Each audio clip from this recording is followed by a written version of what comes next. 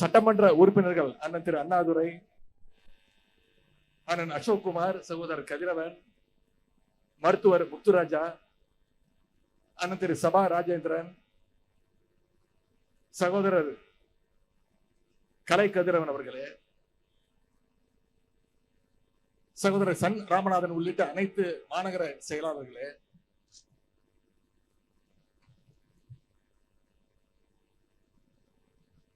அண்ணன் திரு டி.கே.ஜி. நீலமேகம் உள்ளிட்ட அனைத்து முன்னாள் சட்டமன்ற உறுப்பினர்களே,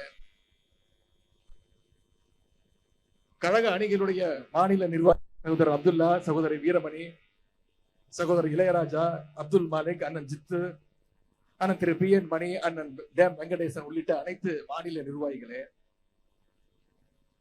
அண்ணன் சின்னையன், திரு கோவிந்தராஜ், அண்ணன் ரவிச்சந்திரன், வினோத்குமார், அண்ணன் சுப்பிரமணியன் உள்ளிட்ட அனைத்து மாவட்ட விவசாய தொழிலாளர் அணி நிர்வாகிகளே, அனைத்து மாவட்ட மாநகர ஒன்றிய நகர பகுதி பேரூர் கிளை வார்டு கழக நிர்வாகிகளே, இங்கு பெருந்திரளாக கூடியிருக்கக்கூடிய விவசாய பெருங்குடி மக்களே, கழகத்துடைய மூத்த முன்னோடிகளே, முத்தமிழர் டாக்டர் கலைஞருடைய உயிரினும் மேலான அன்பு உடன்பிறப்புகள் முதற்க என்னுடைய வணக்கத்தை தெரிவித்துக் கொள்கிறேன்.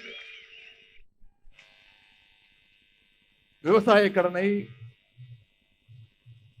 முழுமையாக தள்ளுபடி வேண்டும்.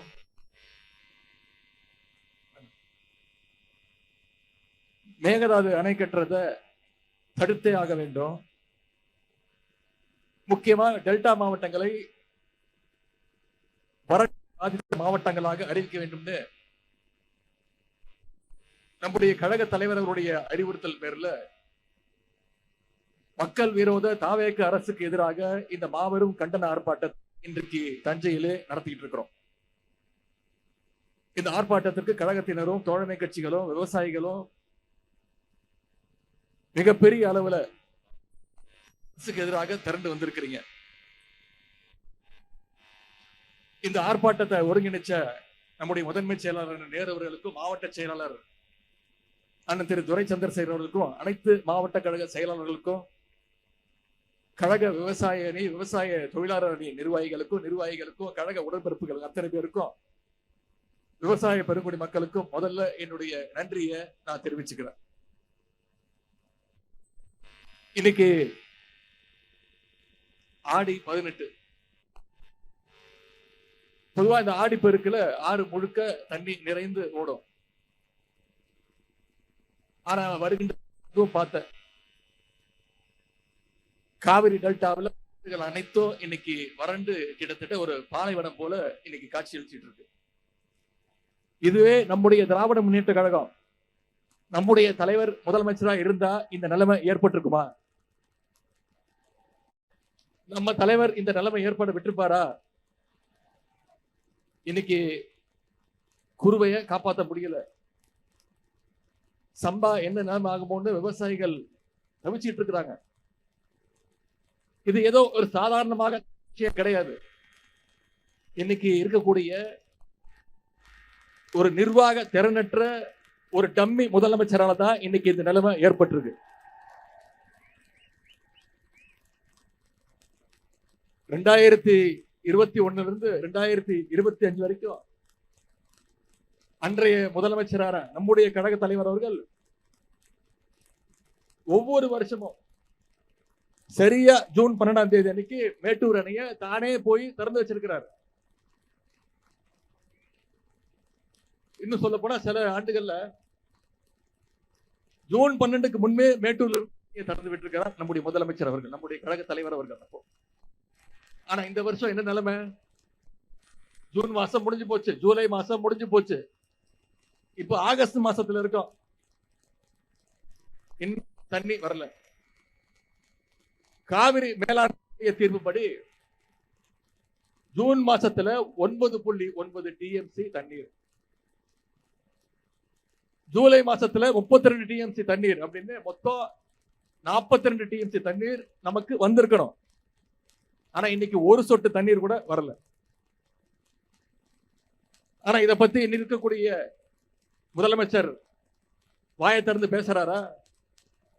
பேச மாட்டேங்கிறார். அவருக்கு இருக்கக்கூடிய ஒரே கவலை என்ன? திமுக மேல என்ன பொய் வழக்கு போடலாம், என்ன பொய் கேஸ் போடலாம்.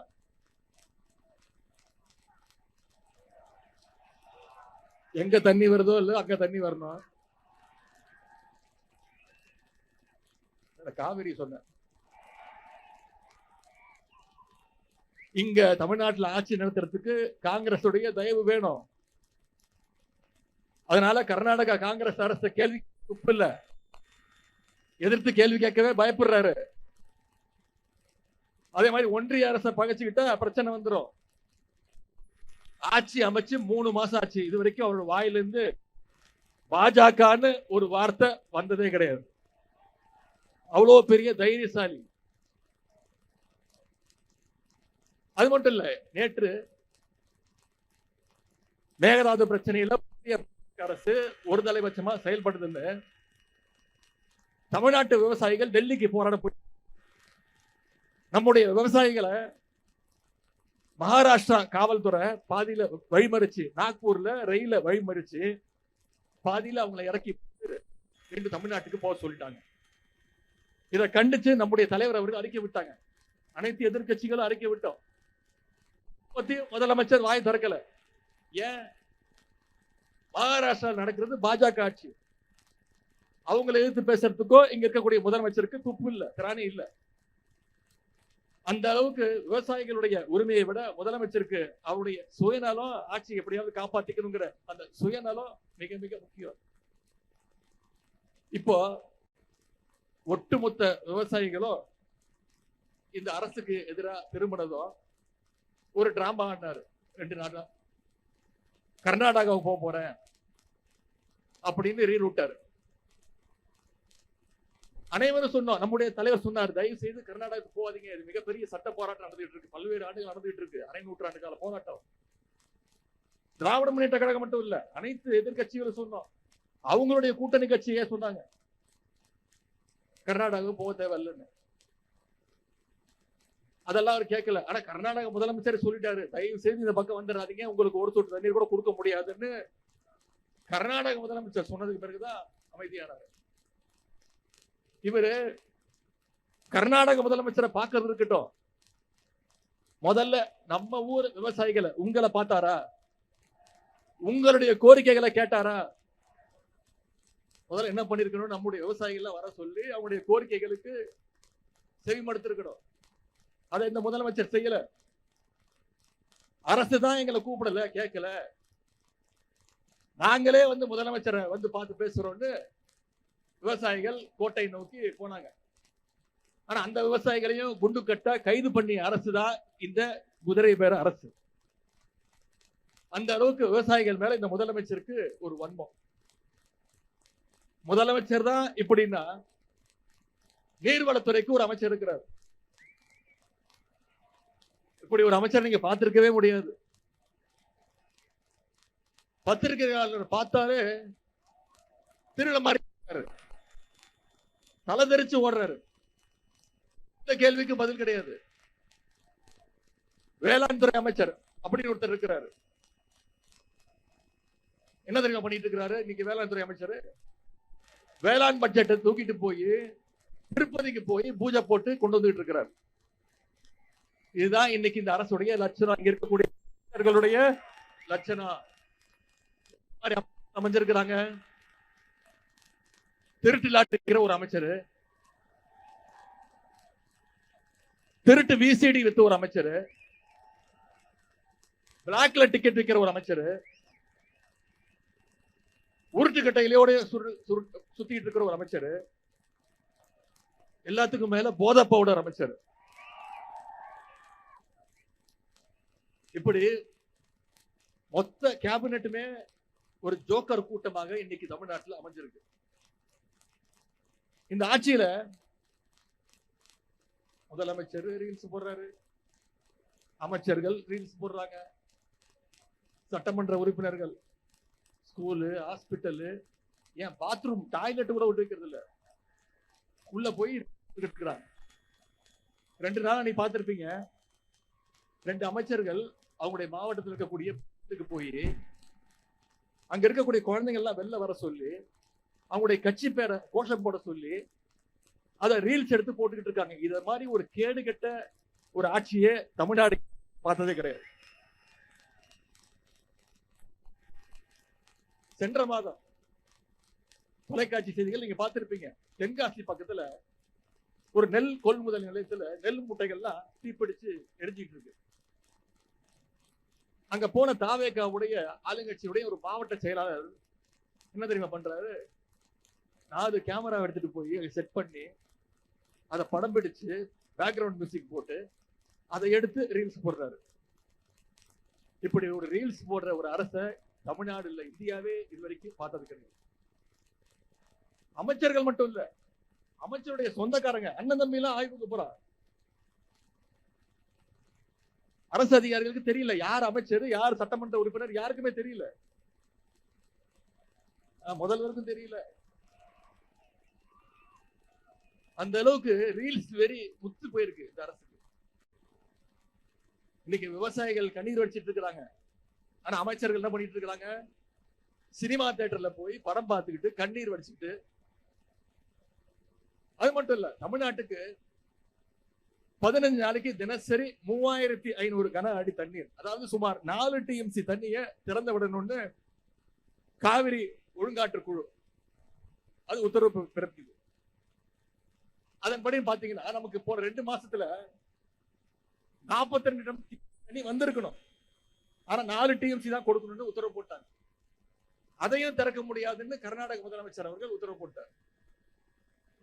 இத பத்திலாம் இந்த ஆட்சியாளர்களுக்கு எந்த கவலையும் கிடையாது. ஆட்சியாளர்களுக்கு கவலை இல்ல. ஆனா திராவிட முன்னேற்ற கழகத்தால சும்மா இருக்க முடியுமா? அதனாலதான் இன்னைக்கு விவசாயிகளுக்காக மக்கள் மன்றத்தில் இந்த போராட்டத்தை நடத்துற மாதிரி இன்னைக்கு உச்ச நீதிமன்றத்திலையும் திராவிட முன்னேற்ற கழகம் நம்முடைய தலைவர் சட்ட போராட்டத்தை ஆரம்பிச்சிருக்கிறார். காவிரி ஒழுங்காற்று குழுவுடைய உத்தரவை நிறைவேற்றணும்னு இன்னைக்கு உச்ச நீதிமன்றத்துல நம்முடைய தலைவர் வழக்கு தொடர்ந்துக்கிறார். ஒரு அமைச்சர் நேற்று சொல்றாரு, திராவிட முன்னேற்ற கழகம் இப்ப வழக்கு தொடர்ந்திருக்க, கடந்த 5 வருஷமா ஏன் வழக்கு தொடரலன்னு. இப்படி ஒரு அறிவாளி அமைச்சர் எங்கேயாவது பார்த்திருக்கீங்களா? எதற்கு வழக்கு தொடரணும்? 5 வருஷமா தண்ணி ஒழுங்கா வந்துகிட்டு இருந்தது, வழக்கு தொடரல. இப்ப தண்ணி வரல, வழக்கு தொடர்றதுக்கான பக்கம் உங்களுக்கு இல்ல. அதான் நாங்க திராவிட முன்னேற்ற கழகம் செஞ்சுட்டு இருக்கிறோம். எதிர்கட்சியா இருக்கக்கூடிய நாங்க, நம்முடைய தலைவர் விவசாயிகளுக்காக இவ்வளவு செஞ்சுட்டு இருக்கிறோம். ஒரு பிரச்சனைன்னு வந்தா அதற்கு தீர்வு காண்றதுதான் ஒரு நல்ல அரசினுடைய அழகு. அதை இந்த அரசு செஞ்சிட்டு இருக்கா? அதற்கு எதிர்மாறா என்ன செஞ்சிட்டு இருக்காங்க தெரியுமா? ஏதாவது ஒரு பிரச்சனைன்னு வந்தா அதுல இருந்து மக்களை எப்படி டைவர்ட் செய்யறது அப்படின்னு தான் தினமும் யோசிச்சுட்டு இருக்கிறாங்க. தினமும் 4 மணிக்கு ஏதாவது ஒரு ரீல்ஸ், தினமும் திசை திருப்புற வேலையை முதலமைச்சர் செஞ்சிட்டு இருக்கிறாரு. 2 நாட்களுக்கு முன்பு இந்த காவிரி பிரச்சனை எல்லாரும் பேசிட்டு இருக்கு, ஒட்டுமொத்த தமிழ்நாடு கொந்தளிச்சிட்டு இருக்கு. முதலமைச்சர் என்ன பண்றாரு? நம்ம தலைவர் ஆட்சியில நாம கட்ட 101 அடி மெட்ரோ ரயில் பாலத்தை இவர் போய் ஆய்வு பண்றாரு. அப்புறம் நம்ம தலைவர் கொண்டு வந்த சென்னை மெட்ரோ ட்ரெயின்ல போய் இவர் டிராவல் பண்ணி ரீல்ஸ் போடுறாரு. இன்னைக்கு இதே மாதிரி நம்ம ஆர்ப்பாட்டம் இன்னைக்கு இருக்குன்னு தெரிஞ்சோன்ன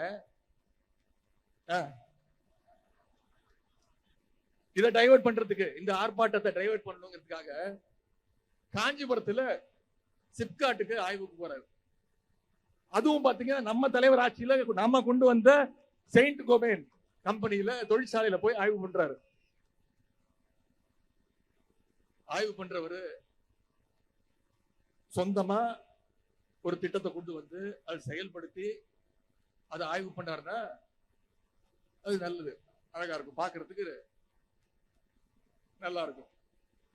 ஆனா தொடர்ந்து நாம முதலமைச்சரா, நம்முடைய தலைவர் முதலமைச்சரா இருந்தப்போ என்னென்னலாம் தொடங்கி வச்சாங்களோ அந்த திட்டங்களை எல்லாம் தொடர்ந்து ஆய்வு பண்ணிட்டு இருக்கிறாரு.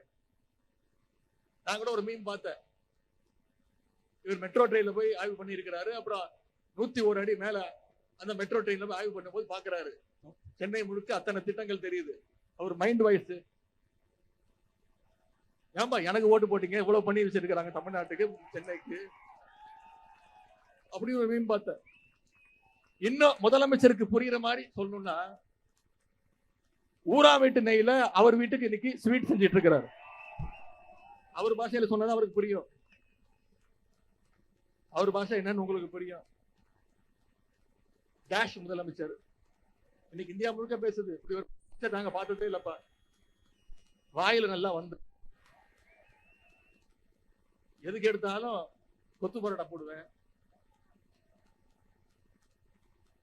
தேர்தல் பிரச்சாரத்துல பேசும்பொழுது என்ன சொன்னாரு? அடுத்த ஜென்மம்னு ஒண்ணு இருந்தா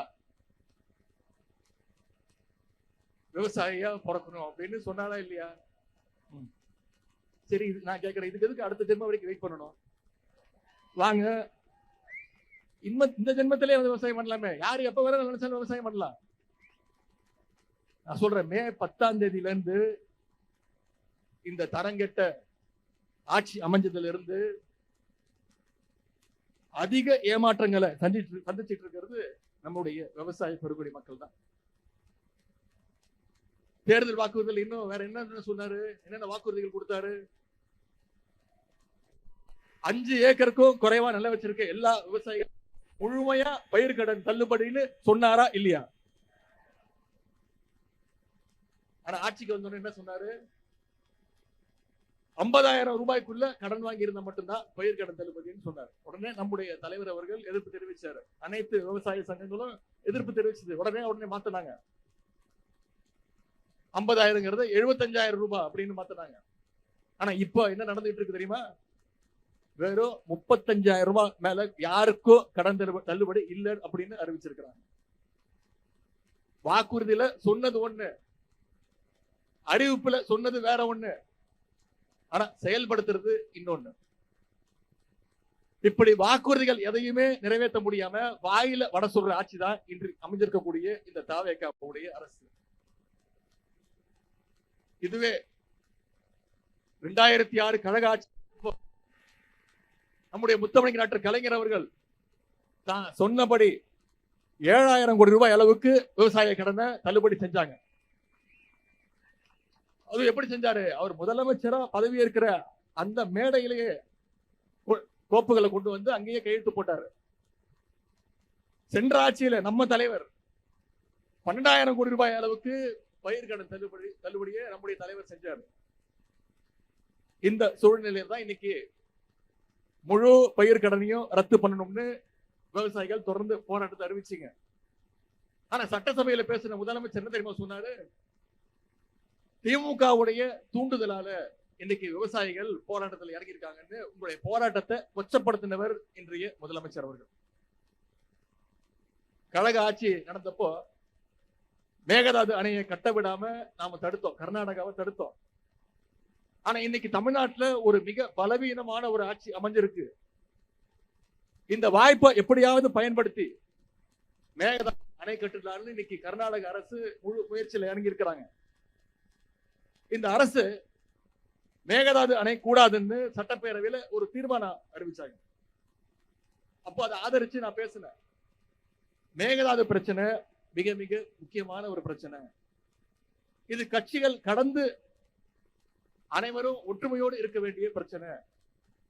இந்த அரசு உடனடியாக அனைத்து கட்சி கூட்டத்தை கூட்டணும். தமிழ்நாட்டில் இருக்கக்கூடிய அனைத்து எல்லா கட்சி பிரதிநிதிகளும் ஒன்னா போய் ஒன்றிய அரசுக்கு நாம நம்முடைய அழுத்தத்தை கொடுப்போம்னு சொன்னேன். ஒன்றிய அரசுக்கு அழுத்தத்தை கொடுப்போம்னு தான் சொன்னேன். உடனே ஆட்சியாளர்கள் பயந்துட்டாங்க. நேத்து கர்நாடகாவில் அனைத்து கட்சி கூட்டத்தை கூட்டி காவிரி பிரச்சனையில அவங்க காட்டி இருக்கிறாங்க. ஆனா இங்க இருக்கக்கூடிய இந்த முதலமைச்சர் அனைத்து கட்சி கூட்டத்தை நடத்துவதையே மிகவும் ஒரு அவமானமா நினைக்கிறார். குருவையை பொறுத்த வரைக்கும் போன வருஷம் 6.5 லட்சம் ஏக்கர்ல சாகுபடி நடந்துச்சு. ஆனா இந்த வருஷம் வெறும் 1.5 லட்சம் ஏக்கர்ல தான் சாகுபடி ஆயிருக்கு. கிட்டத்தட்ட 14 லட்சம் விவசாயிகள் இதனால பாதிக்கப்பட்டிருக்கிறாங்க. சுமார் 2,500 கோடி ரூபாய் அளவுக்கு விவசாயிகளுக்கு இன்னைக்கு இழப்பு ஏற்பட்டிருக்கு. ஆகவேதான் ஏக்கருக்கு 25,000 ரூபாய் நிவாரணம் கொடுங்க. பயிர் காப்பீட்டுக்கான பிரீமியமை அரசே செலுத்த வேண்டும். சம்பா சாகுபடிக்கு இதை உரம், பூச்சிக்கொல்லி இதையெல்லாம் மானியமாக அரசு கொடுக்க வேண்டும் அப்படின்னு நம்முடைய தலைவர் அவர்கள் அரசுக்கு கோரிக்கை வச்சாங்க. ஆனா இந்த கோரிக்கையையும் ஏற்க இந்த அரசு இல்லை. அதனாலதான் இன்னைக்கு வீதிக்கு வந்து நாம போராடிட்டு இருக்கிறோம். நாம இவங்கிட்ட கேட்டுக்கொள்வதெல்லாம் தேர்தல் அறிக்கையில சொன்னபடி முழு பயிர்க்கடனையும் தள்ளுபடி செய்யணும். மேகதாது அணை கட்டுறதை தடுத்து நிப்பாட்டி ஆக வேண்டும். வறட்சியால் பாதிக்கப்பட்டுள்ள விவசாயிகளுக்கு உரிய நிவாரண தொகையை செலுத்த வேண்டும். அதற்கு மிக மிக முக்கியமாக இந்த டெல்டா மாவட்டங்களை வறட்சி பாதித்த மாவட்டமாக அறிவித்தாக வேண்டும்னு நம்முடைய கோரிக்கையை மீண்டும் இந்த அரசுக்கு நினைவுபடுத்த வருகின்றோம். விவசாயிகள் தொடர்பான இந்த பிரச்சனைகள் எல்லாம் வர்ற சட்டமன்ற கூட்டத்தொடர்ல 2 நாள் ஆரம்பிக்குது, 5ஆம் தேதி ஆரம்பிக்குது. சும்மா விட மாட்டோம். வர்ற சட்டமன்ற கூட்டத்தொடர்ல திராவிட முன்னேற்ற நிச்சயம் இந்த பிரச்சனையை எழுப்போம். சட்டமன்றம், நீதிமன்றம், மக்கள் மன்றம்னு அனைத்து இடங்களிலும் விவசாயிகள் உங்களுக்கான ஆதரவாக, உங்களுடைய திராவிட முன்னேற்ற கழகம் என்றைக்கும் டெல்டா விவசாயிகளுக்கும் திராவிட முன்னேற்ற கழகம் என்னைக்கும் பக்கபலமாக இருக்கும். காவிரி பிரச்சனையில தமிழ்நாட்டுடைய உரிமையை என்றைக்கும் நிலைநாட்டுவோம்னு சொல்லி இந்த சிறப்பான வாய்ப்பை ஏற்படுத்தி கொடுத்த நம்முடைய முதன்மை செயலாளருக்கும், கழக தலைவர் அவர்களுக்கும், மாவட்ட கழக செயலாளர்களுக்கும்